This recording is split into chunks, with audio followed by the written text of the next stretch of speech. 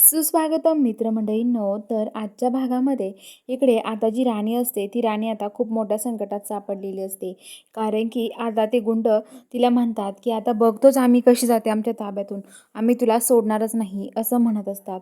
आणि म्हणत असतात की तू जाऊच शकत नाही आमच्या तावडीतून आता, असं तिला म्हणतात. आणि आता लगेच ती जी असते राणी म्हणते की अहो असं काय करताय तुम्ही, असं म्हणत असते. आणि आता लगेच ती म्हणते की हे बघा तुम्ही असं काही वागू नका, हे बघा तुम्ही सोडा मला, असं म्हणत असते. तर आता लगेच इकडं जे इंद्र असतो तो इंद्र आता राणीला शोधतो सगळीकडे. तेवढ्यात तो त्या ठिकाणी येतो आणि इंद्र आता सगळ्या गुंडांना मारहाण करतो. आणि आता राणीला त्या गुंडांच्या तावडीतून वाचवतो आणि तिला घेऊन चाललेला असो घरी. म्हणतो की राणी काय आहे हे सगळं, अगं तुला काही कळतं का, तुला जर पोलिसांनी पकडलं असतं किंवा या गुंडांनी तुला सोडलं नसतं मग काय केलं असतं तू, अगं त्या गाडीमध्ये ड्रग्स होतात राणी, त्या ड्रग्सनी काय झालं असतं, पोलिसांनी जर बघितलं असतं ना तुला खूप कारावास झाला असता, खूप शिक्षा झाली असती.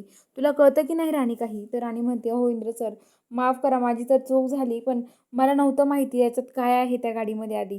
मलाच आधी वाटलं होतं फ्रूट असेल, फ्रूट सप्लायर्सचे ना ते, त्यामुळे." तर आता लगेच इंद्र म्हणतो की "राणी असा कुणावर विश्वास ठेवू नको. तर घरी जा आणि आराम कर. तुला माहिती होतं ना मी पैसे कमवतोय. मग कशाला तू काम करत बसली?" तर राणी म्हणते, "अहो इंद्र सर, तुमची एकट्याने किती कष्ट करणार? तुम्ही किती एकटे पळत होते. एकट्यानं किती पैसे कमवणार होते तुम्ही.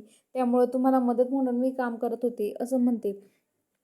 तर आता इंद्र म्हणतो की काही गरज नाही राणी, तू आराम कर, लोक चांगले नाही आहे या जगात, असं म्हणतात. आता घरी येतात आणि इकडे आता सकाळी सकाळी जी मालती आहे ती मालती आता तिथे उभा असते.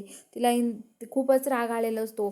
ती आता तिथे म्हणत असते की अहो ती आबांस त्यांच्याशी बोलत असते आणि म्हणत असते की हे बघा तुम्ही दोघं जण कधी करणार आहे आबांचं ऑपरेशन, किती दिवस झालेत आता, अरे काय चाललंय तुमचं भलं, नाटकं बस झाली तुमच्या दोघांचीही, तुमच्या दोघांची नाटकं झाली असेल ना तर बस झालं.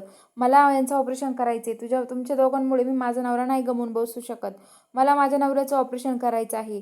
त्यामुळं तुम्ही दोघांनी आता आतमध्ये पडायचं नाही. मला त्यांचं ऑपरेशन करून द्या, असं म्हणत असते. आणि म्हणत असते की बास झालं आता. हे बघा तुमच्या दोघांनी जेवढं केलं ना तेवढं बास झालं. तुमच्याकडून काय पैसे जमा नाही होऊ शकत. आता माझ्याकडे जे विक्रांतनी पैसे दिले ना त्यात मी आबांचं ऑपरेशन करणार आहे. माझ्या नवऱ्याबद्दल मी जास्त रिस्क नाही घेऊ शकत, असं मालती म्हणते. आणि आता लगेच जे इंद्र राणी असतात ते म्हणतात, "अहो मालती आई, अहो आम्ही करतोय खूप प्रयत्न." तर मालती म्हणते, "तू काहीच प्रयत्न करत नाही, तू इंद्राचा सगळा जीव घेते. मला काय माहीत नाही का? तुला काय वाटतं इंद्र जमा करेल आणि तू मस्त मजा करशील? अगं तुम्ही दिलेलं हे बास झालं. काय प्रॉमिस केलं होतं तुम्ही आणि काय करताय तुम्ही? आता किती दिवस राहिले सांगा बरं?" असं म्हणत असतात. आणि आता लगेच जे मालती राणीला खूप बोलते. आणि आता लगेच जो इंद्र आहे तो म्हणत असतो, "आई तुला माहिती आहे का, राणी आबांच्या ऑपरेशनसाठी काय करते? अगं रात्री ती गाडी चालवते, आपल्या सगळ्यांना लपवून ती गाडी चालवायला गेली. अगं मी तिला अभ्यासाकडे लक्ष द्यायला सांगितलं होतं, तिने अभ्यास नाही केला.